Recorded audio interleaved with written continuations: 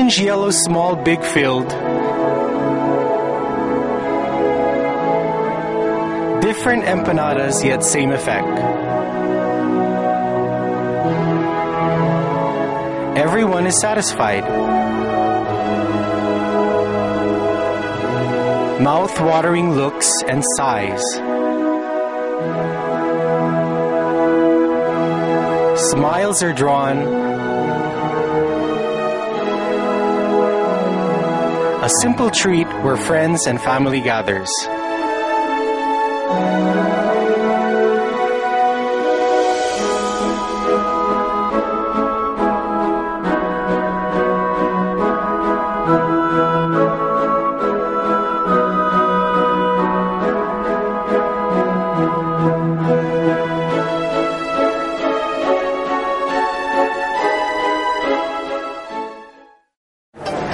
Dito, ang lasa ng empanada, Pinoy yung dating.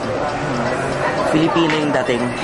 Yung empanada sa Manila, medyo may halo ng ibang, hindi na masyadong Pinoy yung dating kasi iba-iba na rin kasi Ricardo, iba-iba na rin klase ng empanada. So, mas gusto ko na yung empanada dito. Yung itlog na malasado, tapos sasabayan mo ng meat, tapos may suka. Yun yung masarap. So, suggestion mo? Para sa akin, hindi ka Pinoy pag hindi ka pa nakakain ng empanada dito sa Ilocos. So, tikman mo.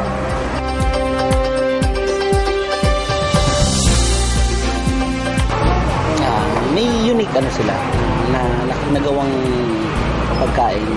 Especially sa mga merienda type.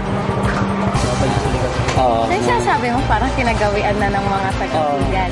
Isa pa yun, parang naanuhan namin na paghapon, parang isa sa mga ugali ng gagawin ng vlog na isang pupuntahan mo dapat magmerienda ka na empanada.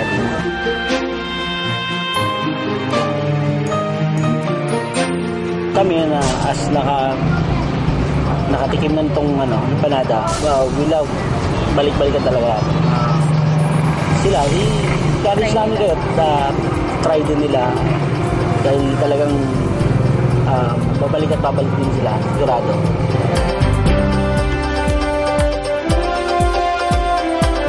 So kung gusto nyong ma-experience yung totoong bigay nyo, kumain kayo ng empanada, vegan empanada.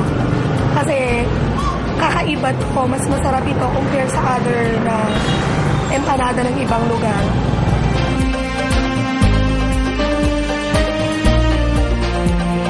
Pagpunta kayo dito sa Bigan, marami kayong matitikman na vegan empanada sa iba't ibang lugar. Dito nakikater sila ng iba't ibang lasa, pero vegan empanada pa rin. Iba-ibang style. Meron na rin mga varieties, mga kaya pang ino-offer. So, yun po yung kakaiba dito. Unlike sa iba, yun lang. Kung ano na yung nakasanayan nila, yun lang. Pero dito, nag-explore talaga yung mga gumagawa ng empanada para naman maiba pa rin. Kasi dito nga sabi nga original lang ang vegan empanada.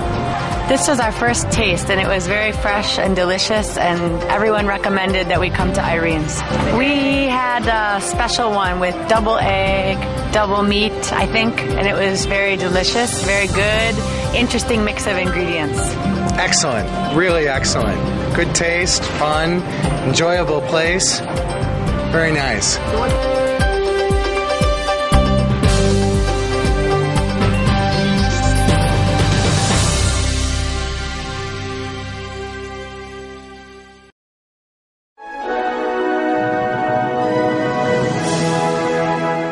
So there we go, the meat that traveled through history.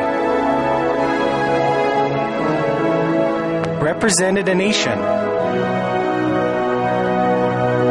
Transcended through ages and brought businesses to families.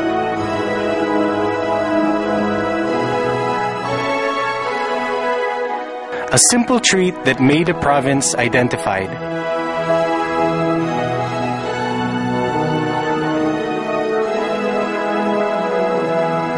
Vegan and empanada.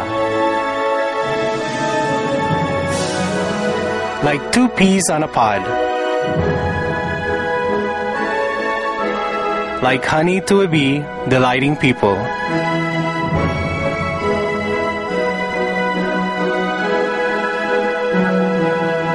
satisfying hunger and just remaining a constant in the annals of vegan food history.